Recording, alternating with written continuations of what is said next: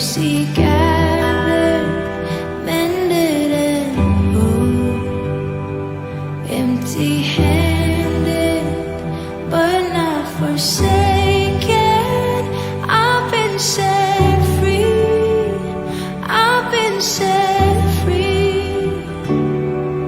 Amazing grace, how sweet the sound that saved a wretch like me. Ooh, I once was lost, but now I'm found. Was blind, but now I see. Oh, I can see it now. Oh, I can see the love in your eyes, laying yourself down, raising up the broken to life.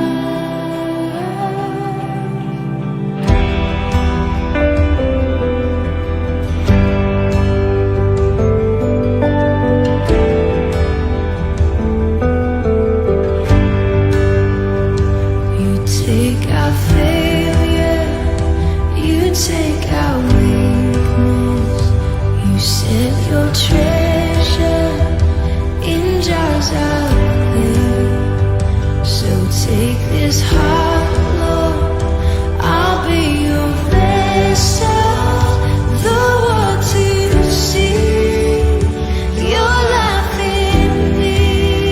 Oh, amazing grace, how sweet the sound that saved a wretch like me.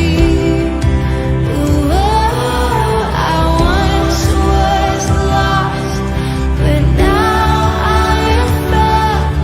Was blind, but now I see. Oh, I can see it now. Oh, I can see the love in your eyes, laying yourself down, raising up the broken to life.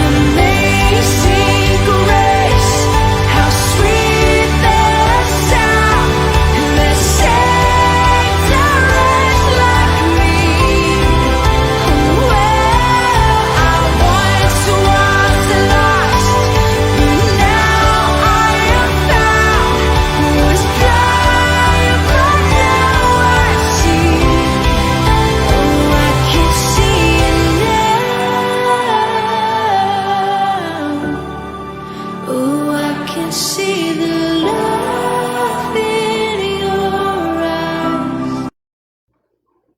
Good morning, brothers and sisters in Christ.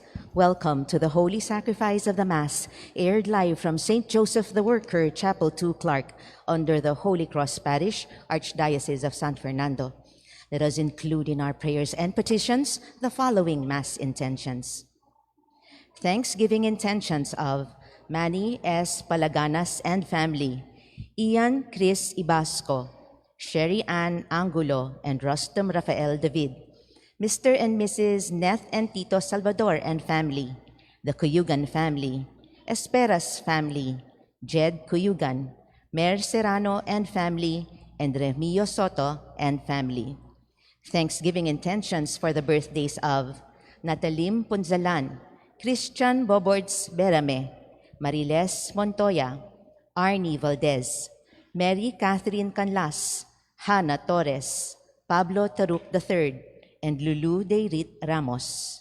Prayers for the special intentions of Deirit Rodriguez family, Mr. and Mrs. Billy and May Pascual and family, Phil and Janet Castro and family, Nestor and Linda Ventanilla and family, Bernie and Baby Hanson and family, and Bobby and Zoray Camello and family.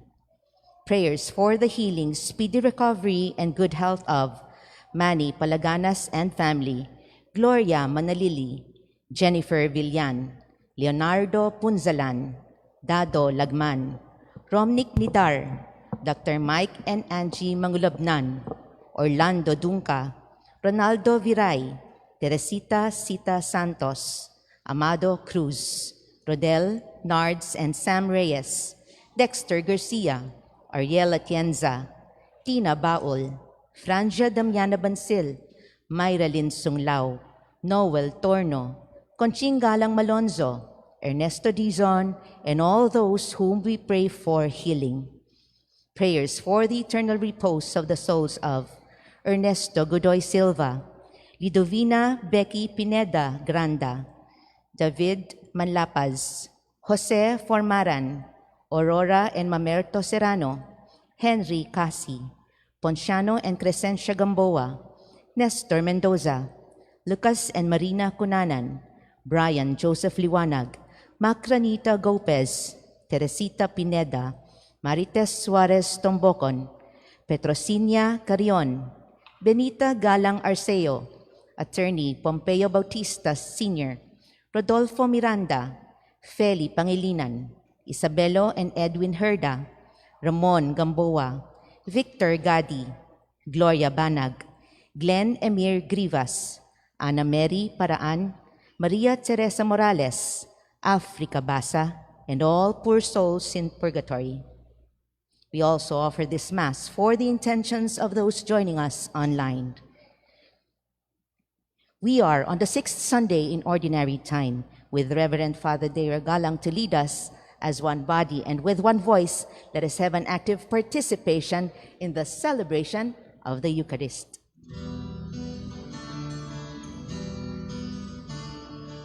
Nilikha ang langit at lupa, nilikha ang araw at buwan, nilikha ang mga isda't ibon, mga gubat at karagatan.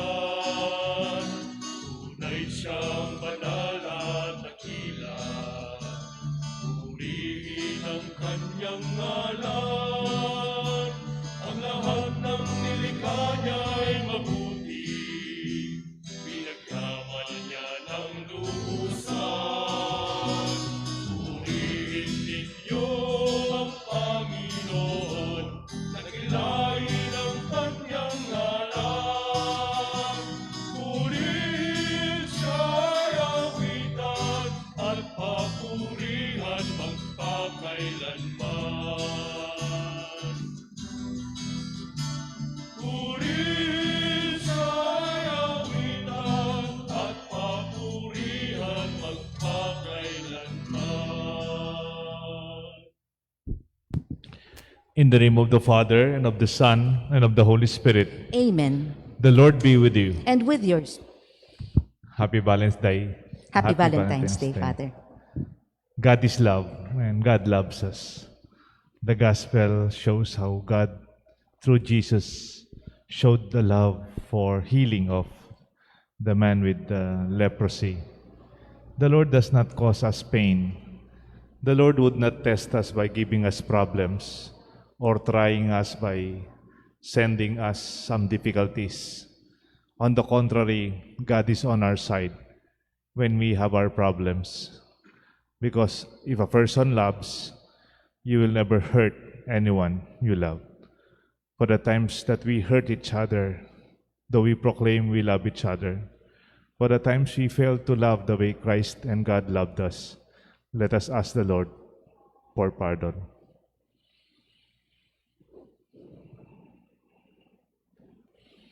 I confess To Almighty God, and to you, my brothers and sisters, that I have greatly sinned in my thoughts and in my words, in what I have done and in what I have failed to do, through my fault, through my most grievous fault. Therefore I ask Blessed Mary, ever Virgin, all the angels and saints, and you, my brothers and sisters, to pray for me to the Lord our God. May Almighty God have mercy on us, forgive us our sins, and bring us all to everlasting life. Amen. Lord, have mercy. Lord, have mercy. Christ, have mercy. Christ, have mercy. Lord, have mercy. Lord, have mercy.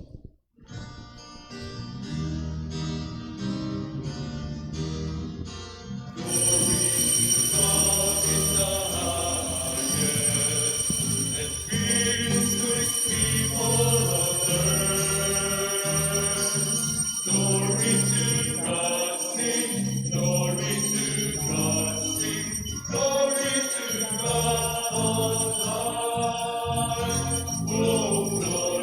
to God.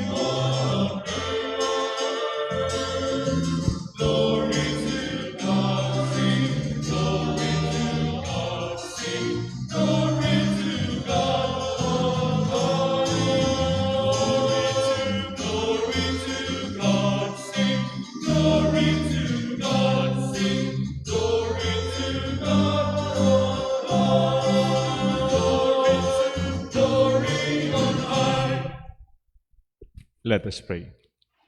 Remember your prayer, your intention in this Mass.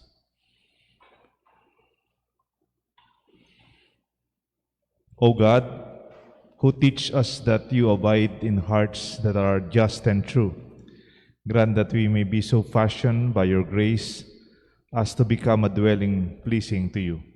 And we ask this to our Lord Jesus Christ, your Son, who lives and reigns with you, unity of the Holy Spirit, one God, forever and ever. Amen. The Liturgy of the Word. The passage from Leviticus describes how the Israelites dealt with a person stricken with leprosy. Their fear and abhorrence of this disease serve as the background for Jesus' encounter with a leper. A reading from the book of Leviticus. The Lord said to Moses and Aaron, "If someone has on his skin a scab or pustule or blotch, which appears to be the sore of leprosy, he shall be brought to Aaron, the priest, or to one of the priests among his descendants. If the man is leprous and unclean, the priest shall declare him unclean by reason of the sore on his head. The one who bears the sore of leprosy shall keep his garments rent and his head bare, and shall muffle his beard. He shall cry out, 'Unclean, unclean.' As long as the sore is on him, he shall declare himself unclean, since he is in fact unclean. He shall dwell apart, making his abode outside the camp." The word of the Lord. Thanks be to God. Responsorial Psalm. Let our response be, "I turn to you, Lord, in time of trouble, and you fill me with joy of salvation." I turn to you, Lord, in time of trouble, and you fill me with the joy of salvation. Blessed is he whose fault is taken away, whose sin is covered. Blessed the man to whom the Lord imputes not guilt, in whose spirit there is no guilt. Response. I turn to you, Lord, in time of trouble, and you fill me with the joy of salvation. Then I acknowledged my sin to you. My guilt I covered not. I said, "I confess my faults to the Lord," and you took away the guilt of my sin. Response. I turn to you, Lord, in trouble, and you fill me with the joy of salvation. Be glad in the Lord and rejoice, you just.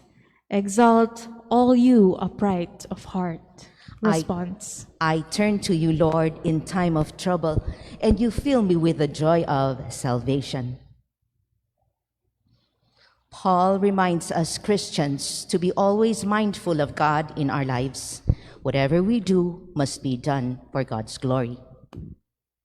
Second reading, a reading from the first letter of St. Paul to the Corinthians. Brothers and sisters, whether you eat or drink, or whatever you do everything for the glory of God.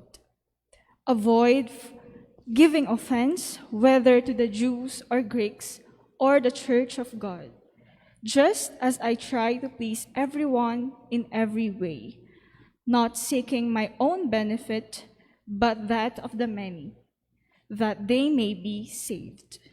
Be imitators of me, as I am of Christ.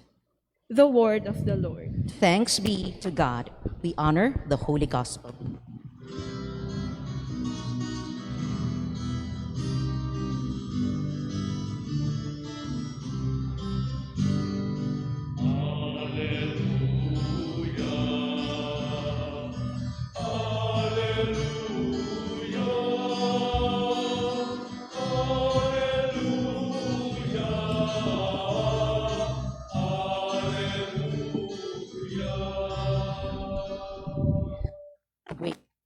A great prophet has arisen in our midst. God has visited his people.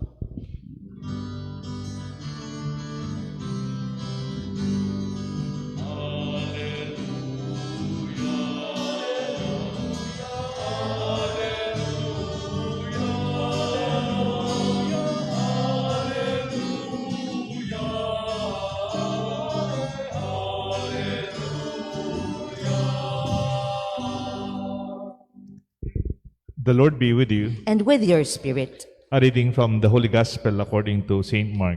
Glory to you, O Lord. A leper came to Jesus and kneeling down begged him and said, "If you wish, you can make me clean." Jesus, moved with pity, he stretched out his hand, touched him, and said to him, "I do will it. Be made clean." The leprosy left him immediately, and he was made clean. Then, warning him sternly, he dismissed him at once. He said to him, "See that you tell no one anything, but go and show yourself to the priest and offer for your cleansing what Moses prescribed. That will be proof for them."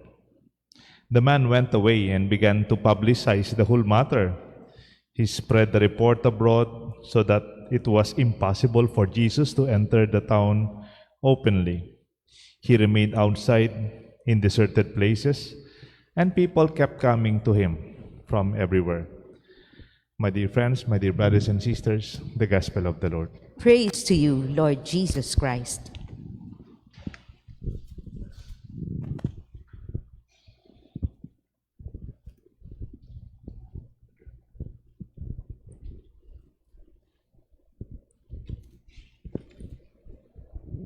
In the name of the Father, the Son, the Holy Spirit. Amen.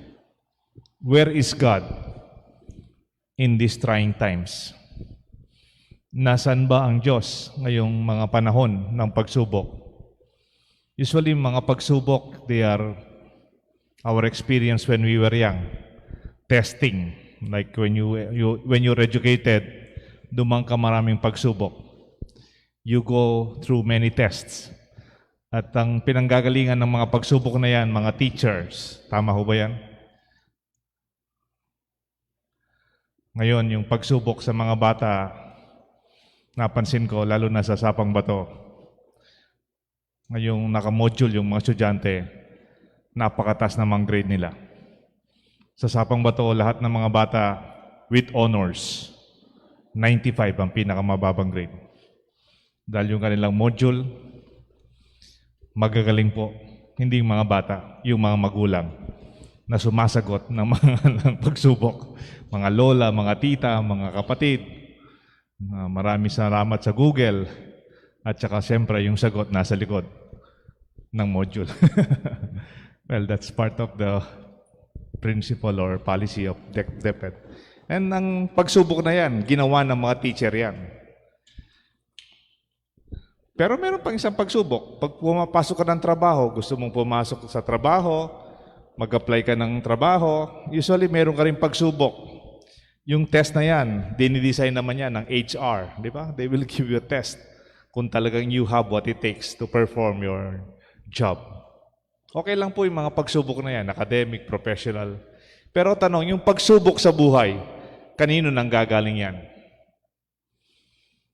When we are challenged, our experience of being tested in life. Kunyari, nagkasakit ka, o nagkasakit yung mahal mo sa buhay. Okay, nawalan ka ng trabaho, nawalan ng trabaho ang asawa mo, galing sa abroad, umuwi, wala ng trabaho. O yung negosyo mo ngayon, medyo it's on the brink of struggling kasi sa panahon ng pandemya. Or other problems that you have to your children or the health of people or subjected to a lot of pagsubok, meron kang sakit. Ang tanong ko, saan nanggagaling yan o kanino nanggagaling yan? Usually in these trying times, mga panahon ng pagsubok, kung minsan, we always begin to think and we say, galing sa Diyos. Pinadala ng Diyos ang mga pagsubok na yan. Kaya kung minsan, di ba, nasasabi din natin, naririnig ko pa nga, minsan kasabay kong pumubisita sa may sakit noon, ay talagang ganyan. Sinusubukan ka lang ng Diyos niyan. Pepadala na ni nga pong gano'n yan, pagsubok ka yan, agyo mo yan, kaya mo yan. Sinusubukan ka lang ng Diyos. Sakit, problema, calamities, this COVID-19 pandemic, padala ng Diyos? I'm sorry. I beg to disagree. I would never say, pag may sakit ang tao, sinusubukan ka lang ng Diyos. I would never dare say, kung nagkakasakit ka, may problema ka, kung ano man yan, sasabihin ko sa iyo, sinusubukan ka lang ng Diyos. I would not blame God or even refer to your problem that comes from God, directly or indirectly. Is God testing you if you are strong enough? Is your faith being tested? Is your fidelity being tested? Are your capacity being tested by God?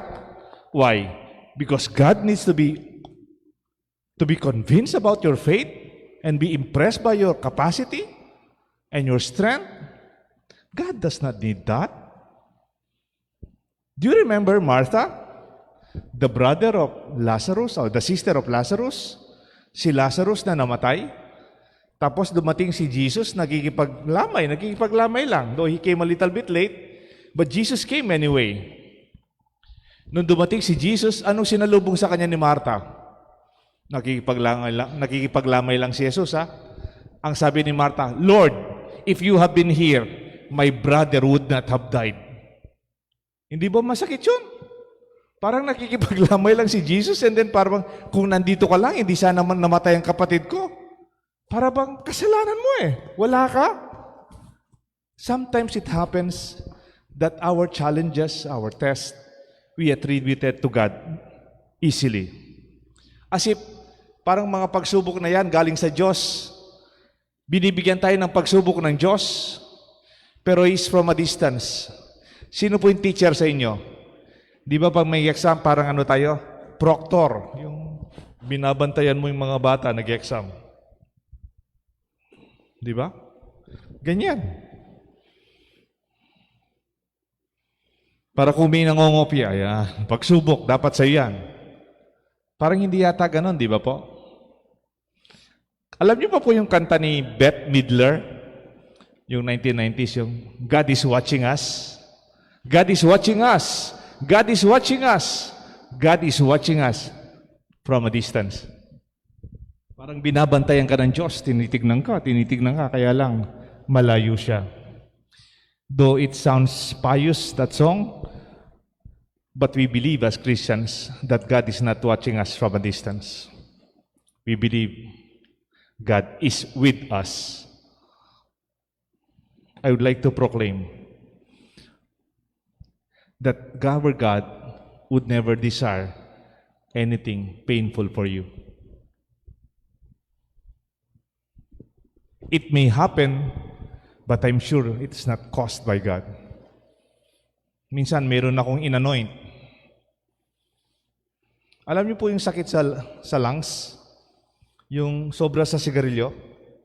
Bata pa daw si sigarilyo niya, 2 packs a day more. Hindi po siya gumagamit ng lighter tsaka phosphor. Tuloy-tuloy lang. Tapos nung nagpa-anoint sa akin, hindi pa po masyadong matanda. Nasira na po yung baga niya.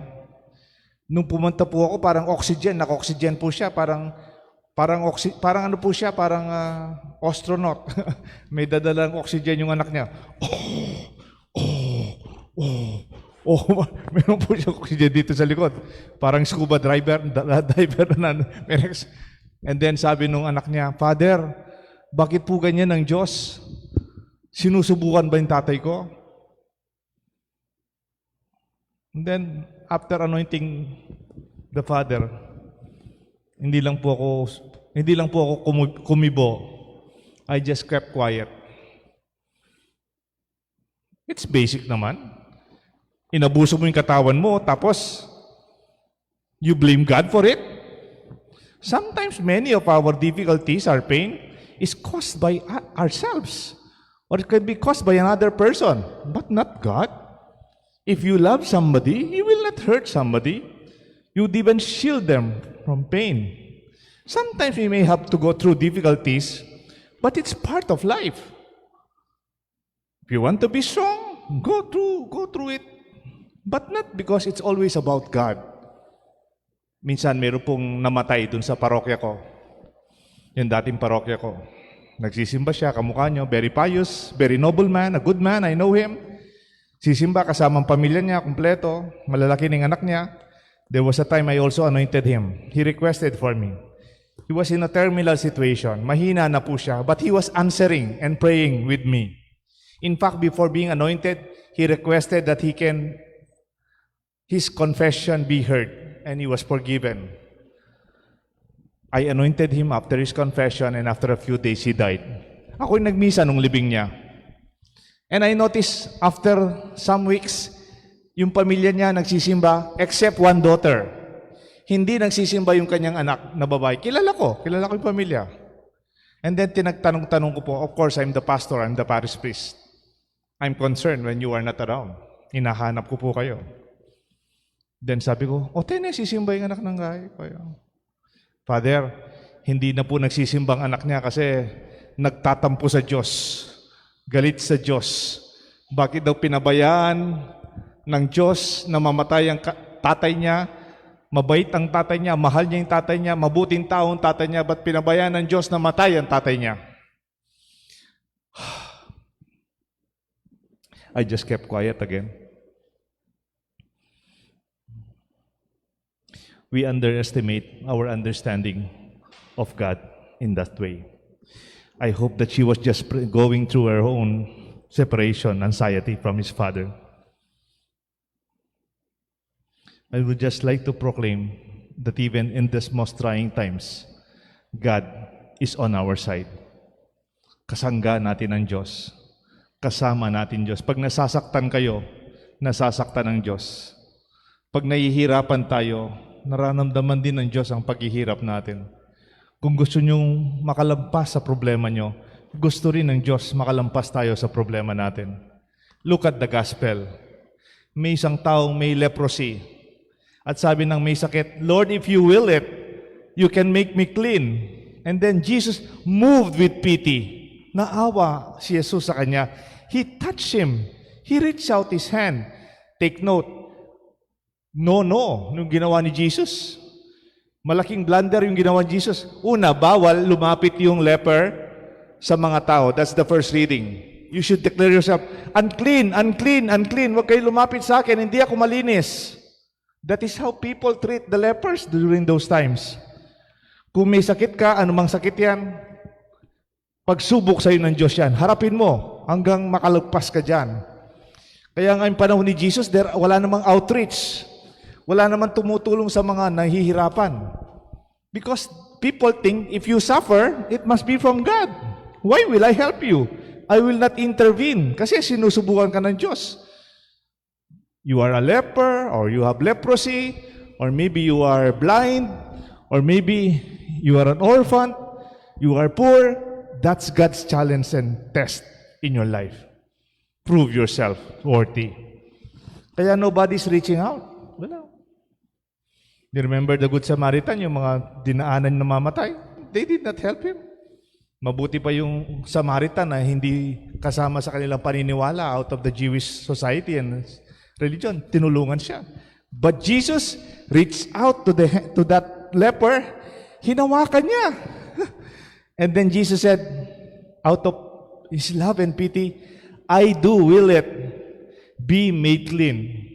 Kung gusto mong malunasan ang sakit mo, ako rin gusto ko malunasan ang sakit mo. Where is Jesus on that side? He's testing the man, or on the side of the man with leprosy? He wanted him to be healed. Do you remember Luke chapter 4? Ang tinatawag nilang the launching of the mission of Jesus. Parang linatad ni Jesus ang kanyang plataforma sa kanyang mission. Sabi ni Jesus in Luke chapter 4, 1-4, I came to bring glad tidings to the poor. Nandito ako para magdala ng mabuting balita at pag-asa sa mga mahihirap. To bring sight to the blind. For that those who are deaf may hear.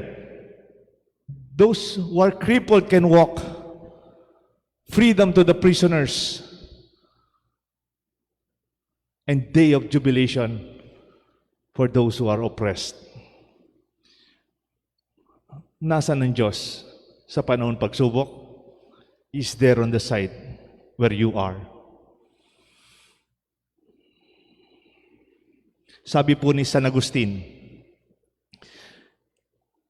God, the will of God, will not lead you where the grace of God will not enlighten and protect you.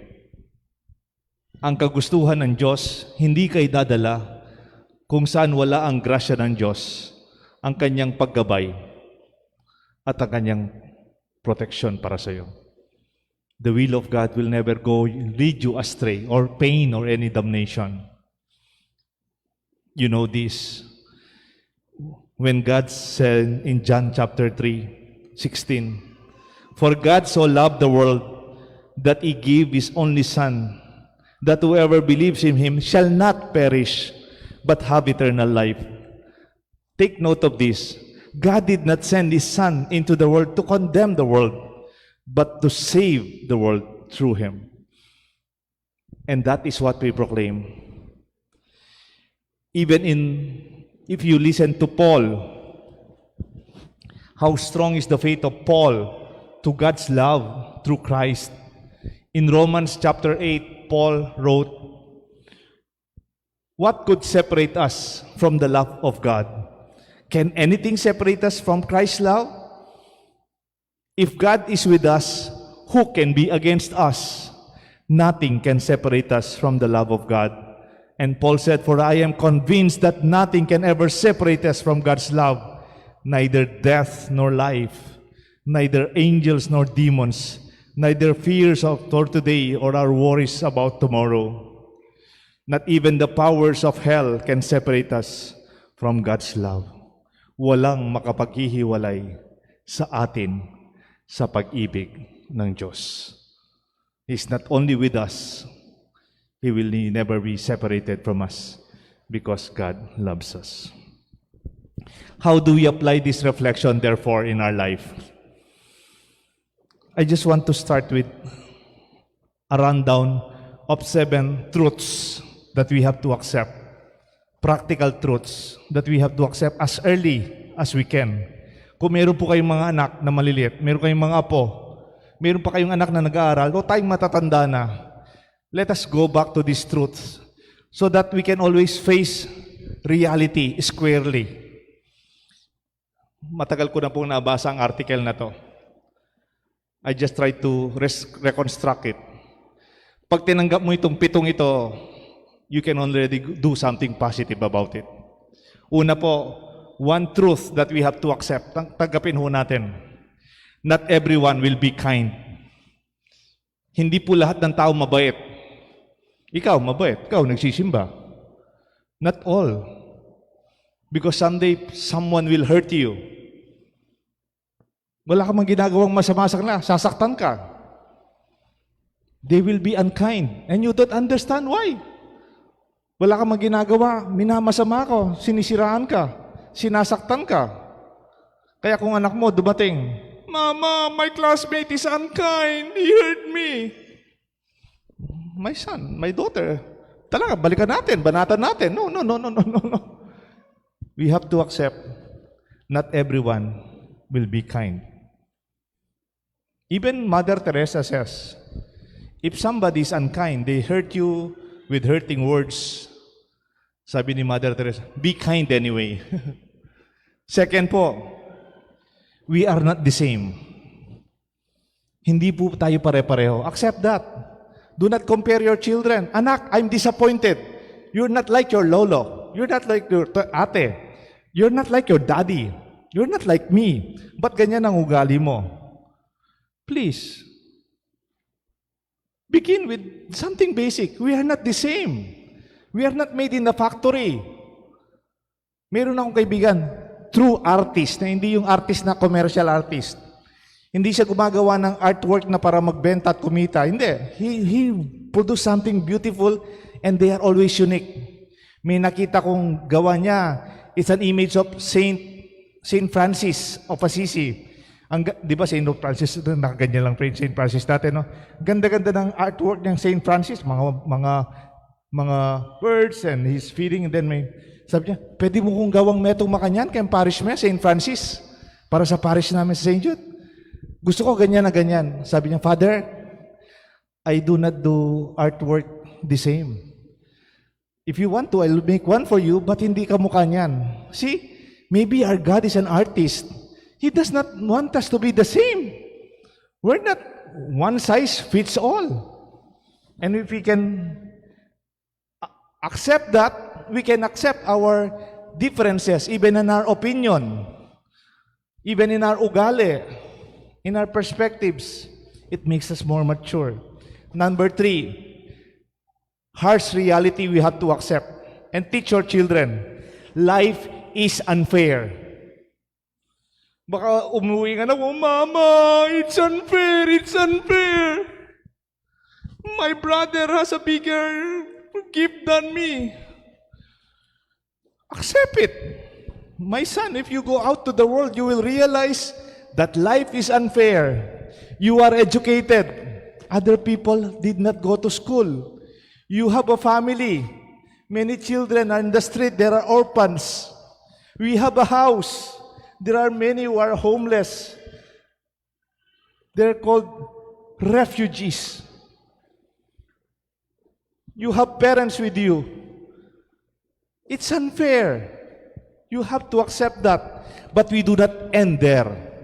That's why we Christians, we Catholics, we work for a world that can be just if it is unjust. We work for a world that could be a little bit more fair if it is unfair. Kaya nga mayroong mga Christian movements which get fair trade. They work for a better work opportunities for the poor. Life is unfair. Let's accept it and let's work for a better world or for a better life. Number 4, there are people who will not like you. Masakit pong tanggapin to, pero totoo. Kahit mabuting kalooban mo, wala kang masamang intensyon, tumutulong ka lang, ang ganda-ganda ng intensyon mo, minamasama ka. Sasaktan ka because they do not like you. Take note.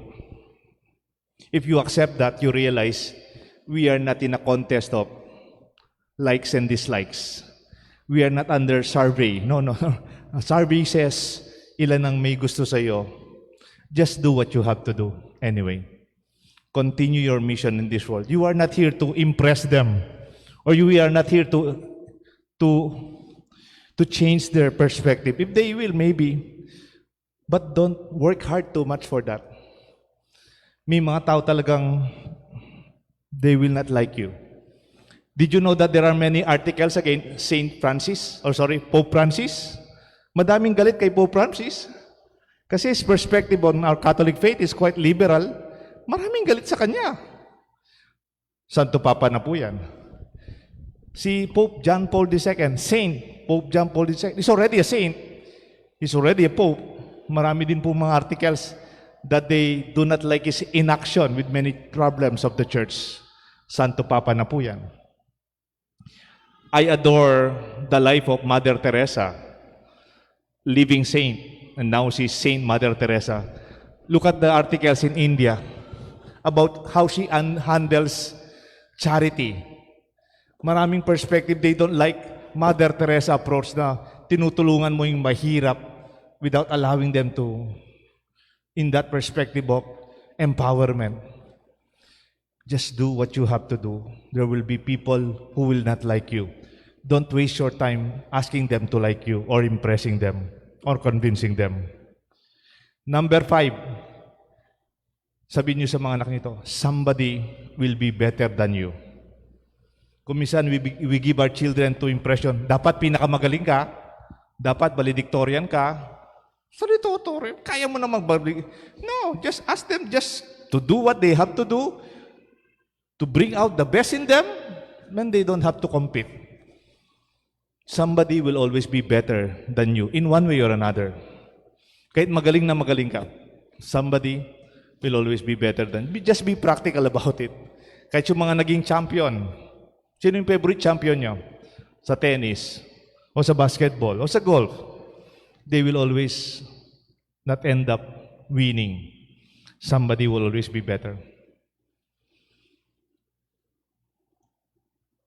Kaya kung minsan, some people are very competitive, unnecessarily, they lose the chance to simply shine out. Meron expression, shine out, do not outshine. And then, number 6, we will experience failure. Kung nagkamali ka, tanggapin mo. There are no mistakes, only lessons learned. If you failed, try again. Minsan, meron akong anak na, meron bata na hindi na para, college graduate. Nag-board exam siya. Pinagdasal ko pa siya. Hindi siya pumasa sa board. Ayaw niyang lumabas sa kwarto. Ayaw na niyang lumabas sa bahay. Ayaw na daw mabuhay. Anak, everybody would fail. Mabuti na lang, she tried the second time. Ngayon, ano na siya? Engineer na rin siya. It does not matter if you tried second, third, fourth. You can be wiser the next time. Everybody fails. May kaklase ko, valedictorian, galing-galing. Pagka-graduate namin sa seminaryo, nag-masters pa ng philosophy sa Ateneo. Mayroong isang subject, nagkamali siya, isa lang. Hindi siya sanay magkamali.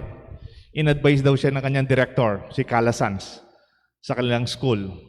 Sabi niya, don't worry, there will be more mistakes ahead of you. Huwag kang mag-alala. Marami pang pagkakamali darating sa buhay mo. Be prepared. And what is important, try again. Don't give up.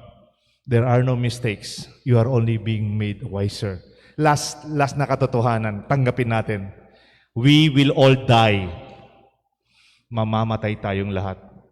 Hindi po ako nagmumura na yung mamamatay ka rin because this is true. I'm just stating a fact.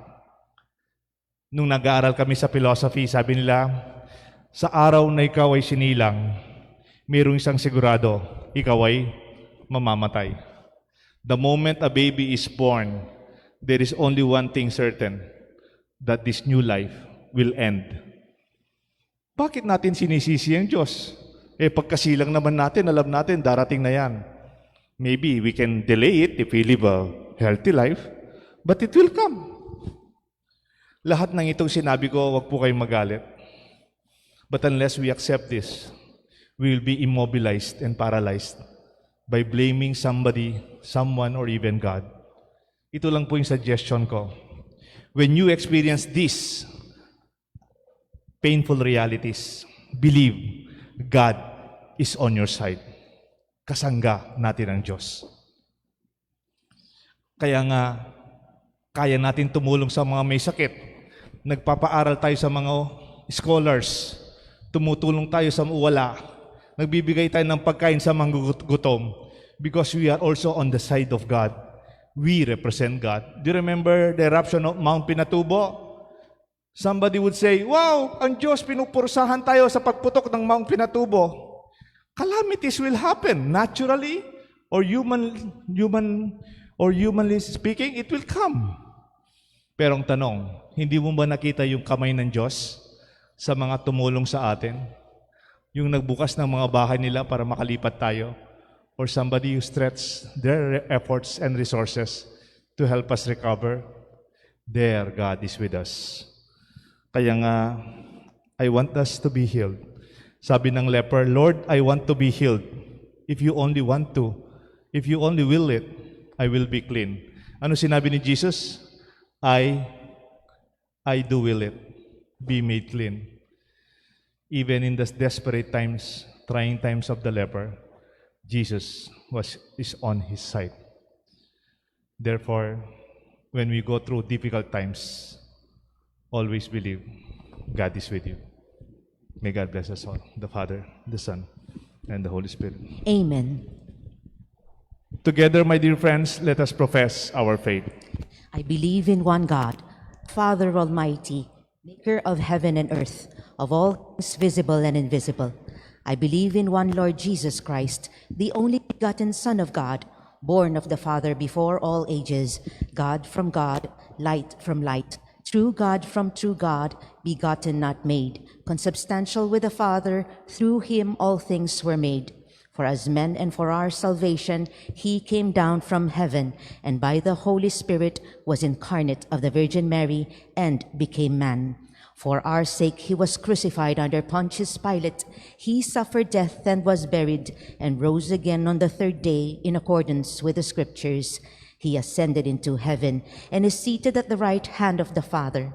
He will come again in glory to judge the living and the dead, and his kingdom will have no end. I believe in the Holy Spirit, the Lord, the giver of life, who proceeds from the Father and the Son, who with the Father and the Son is adored and glorified, who has spoken through the prophets. I believe in one holy, Catholic and Apostolic Church. I confess one baptism for the forgiveness of sins, and I look forward to the resurrection of the dead and the life of the world to come. Amen. We look to the Lord who gives and preserves and saves life, as he did to the poor leper. May our loving Father give us a loving heart similar to his. For every prayer we shall answer, Lord of life, listen to our prayer. Lord of life, listen to our prayers. May Pope Francis, bishops, priests, and deacons lead the flock with the compassionate heart of Jesus, our Savior. We pray. May political and civil leaders move with compassion to the cries of those who are suffering because of racial and religious discrimination, violence, and terrorism, and render them justice and peace. We pray. Lord of life, listen to our prayer. May the Lord make us all his instruments to comfort those who suffer, to lift the spirit of the depressed, and to bring his love and hope to those broken in body and spirit. We pray. Lord of life, listen to our prayer. May our society never lose respect for human dignity and life. May we care for and defend the elderly, the sick, the poor, the disabled, the refugees, and children. We pray. Lord of life, listen to our prayer. May the Lord welcome our departed brothers and sisters into his kingdom, where they will behold God face to face. We pray. Lord of life, listen to our prayer. Let us pray for the urgent concerns of our community and our personal intentions.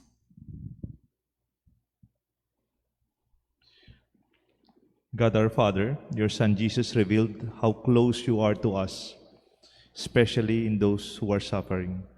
Hear our prayers and give us joy and serenity as we continue to work for your kingdom of love.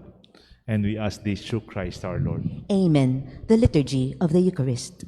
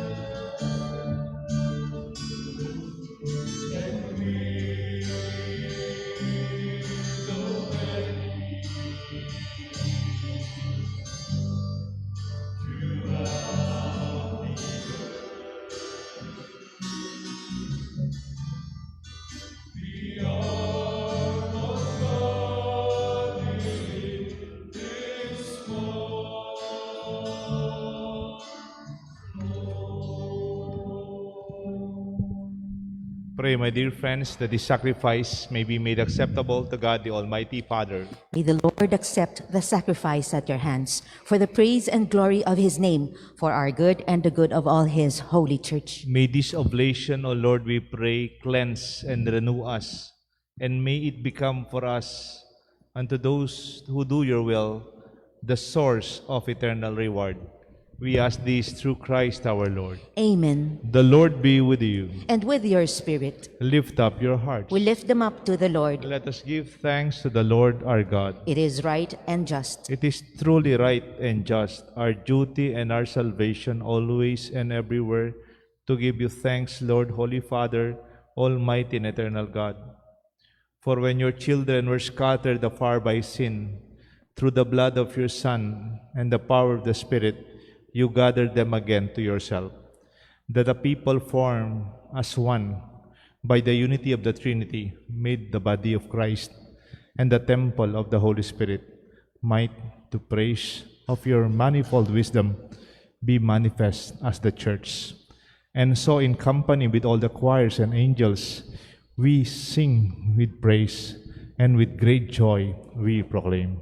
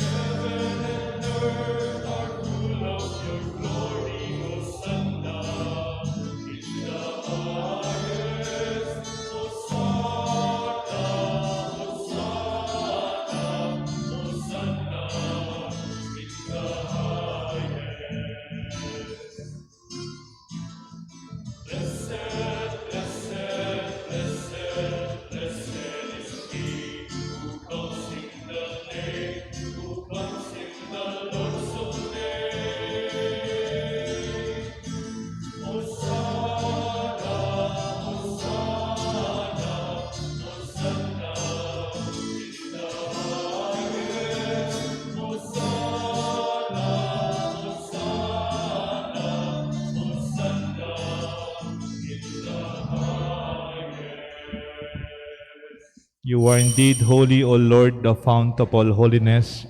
Make holy, therefore, this gift, we pray, by sending down your Spirit upon them like the dewfall, that they may become for us the body and blood of our Lord Jesus Christ. At the time he was betrayed and entered willingly into his passion, he took bread, giving thanks, broke it, and gave it to his disciples, saying, "Take this, all of you, and eat of it, for this is my body, which will be given up for you."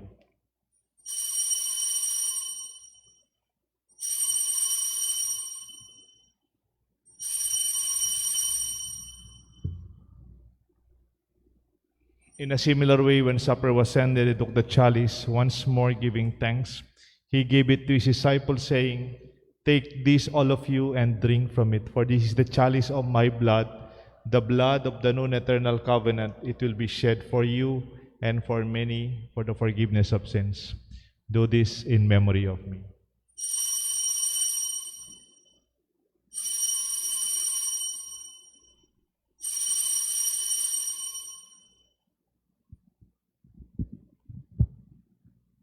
Let us proclaim the mystery of faith.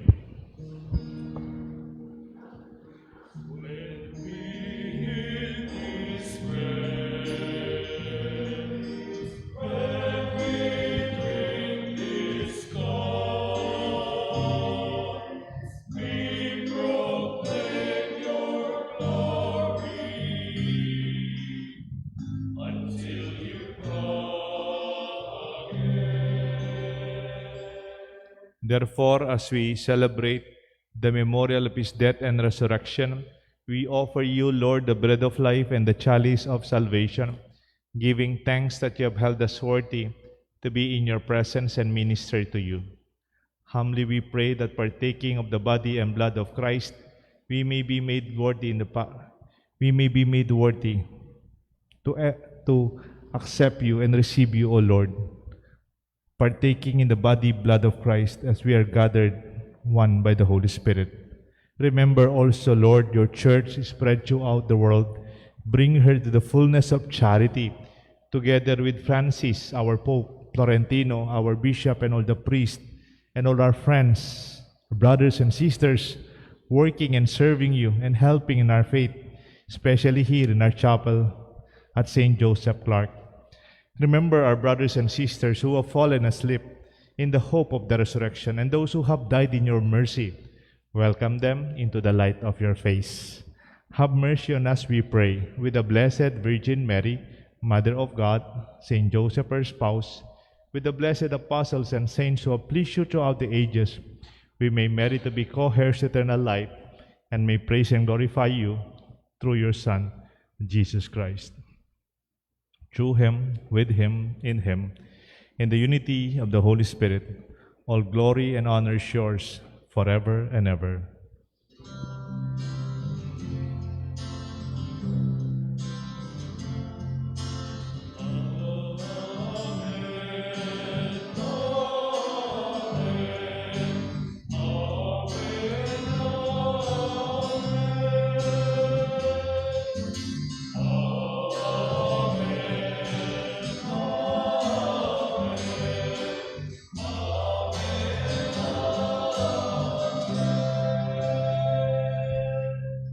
At the Savior's command and formed by divine teaching, we dare to pray with Jesus.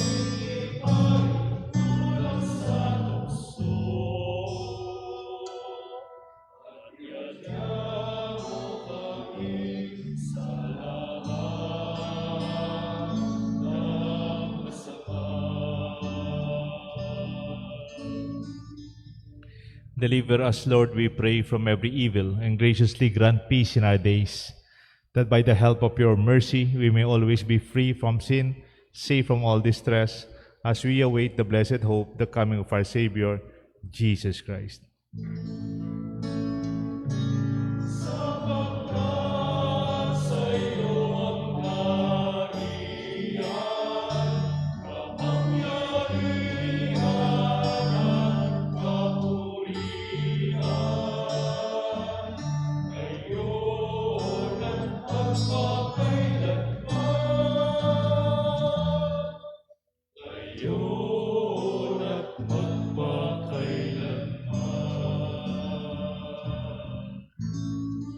Lord Jesus Christ, you said to your apostles, I leave you peace, and my peace I give to you.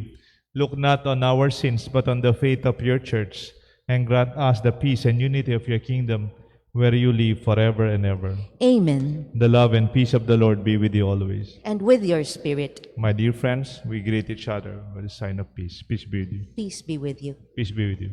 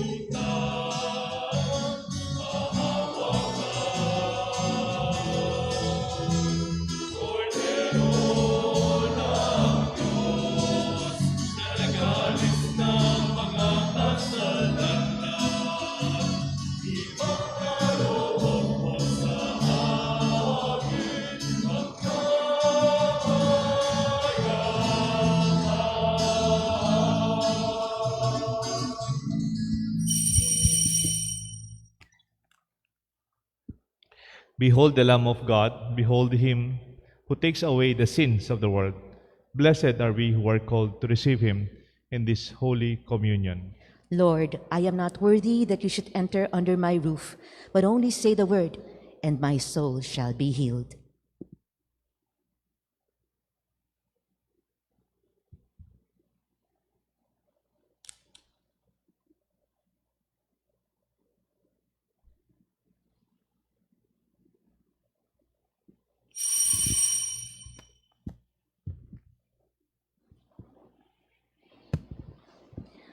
For our brothers and sisters who at this moment cannot receive the Lord sacramentally, let us pray the act of spiritual communion. Lord Jesus, you are the bread of life. Whoever eats this bread will live forever. I love you and desire to receive you in Holy Communion. At this moment, I cannot receive you in the sacrament of the Holy Eucharist. Come then spiritually and dwell in my heart. I embrace you and unite myself totally to you. May I never be separated from you. Amen.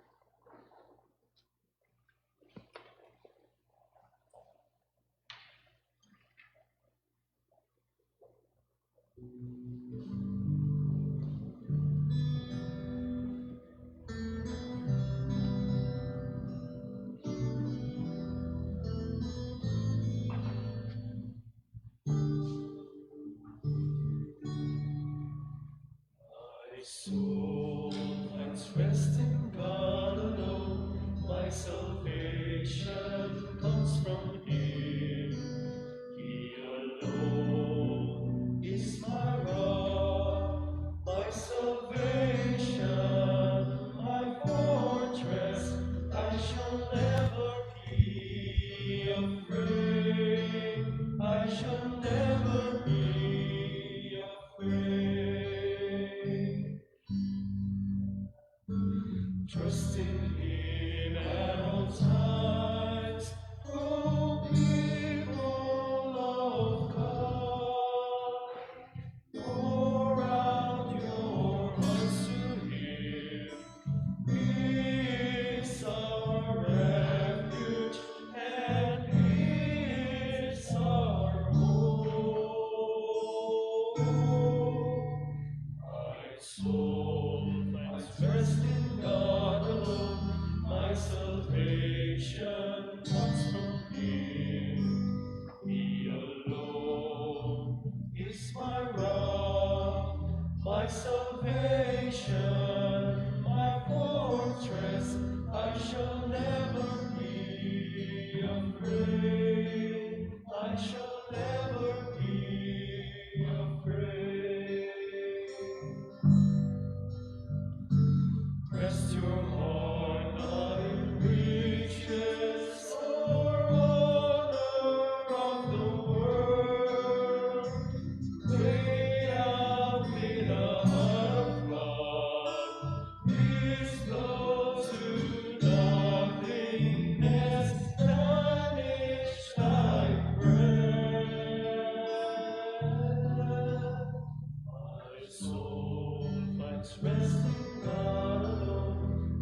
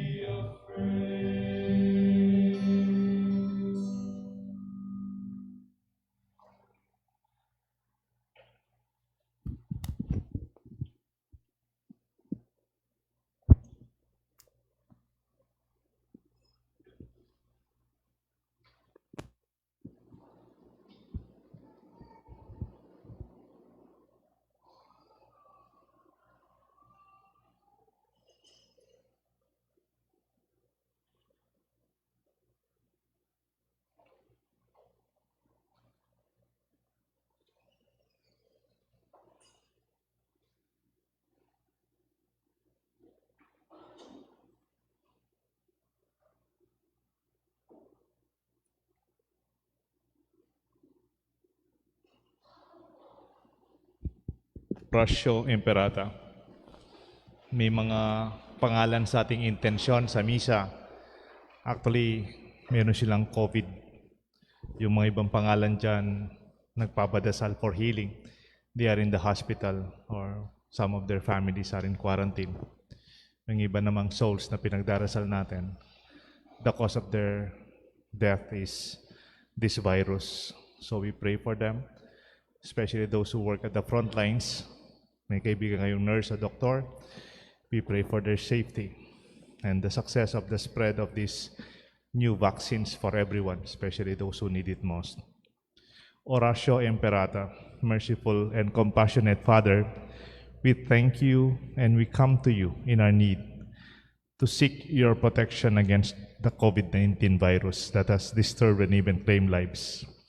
We ask you to look upon us with love and by your healing hand, dispel the fear of sickness and death, restore our hope and strengthen our faith. We pray that you guide the people tasked to find cures for this disease and to stem its transmission. We thank you for the vaccines developed and made possible by your guiding hands. Bless our efforts to use these vaccines to end the pandemic in our country. We pray for our health workers that they may minister to the sick with competence and compassion. Grant them health of mind and body, strength in their commitment and protection from this disease. We pray for those afflicted that they may be restored to health. Protect those who care for them and grant eternal rest to those who have died. Give us today the grace in these trying times to work for the good of all and to help those in need. May our concern and compassion for each other see us through in this crisis and lead us to conversion and holiness. Grant all this to our Lord Jesus Christ, your Son, who lives and reigns with you in the unity of the Holy Spirit, God forever and ever. Amen. We fly to your protection, O Holy Mother of God. Do not despise our petition and our necessities, but deliver us always from all dangers, O glorious and blessed Virgin. Amen. Our Lady, health of the sick, Pray for us. Saint Joseph, Pray for us. Saint Raphael the Archangel, Pray for us. San Roque, Pray for us. San Lorenzo Ruiz, Pray for us. San Pedro Calungsod. Pray for us. Let us pray. Having fed upon this heavenly delight, we pray, O Lord, that we may always long for that food which is truly alive in our lives. And we ask this through Christ our Lord. Amen. February 17 is already Ash Wednesday. It is the beginning, opening of a new season in our church calendar, our Lenten season, Quaresma. It's the 40 days of discipline towards the resurrection, the death and resurrection of Christ. Yung makapagsimba po, lalo na yung mga nagtatrabaho, nakatira dito sa Clark, may misa dito, lunchtime, February 17. Hindi po ako magmimisa, si Father Dennis Bulanday. I'll be in another mass, but I hope I can catch up pag at the end time. Pero may misa po tayo dito, February 17, 12 o'clock until 1 o'clock in the afternoon. I will bless you. The Lord be with you. And with your spirit. Please bow your heads and pray for God's blessings. May God of all consolation order your days in peace, and grant gifts of His blessing. Amen. May He free you always and every distress and confirm your hearts in His love.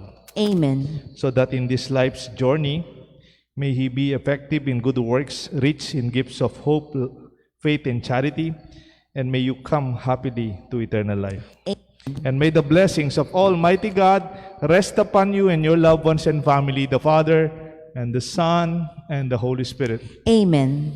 Our Mass is offered when we are going through times of, we are going through trying times. Always believe God is on our side. Thanks be to God.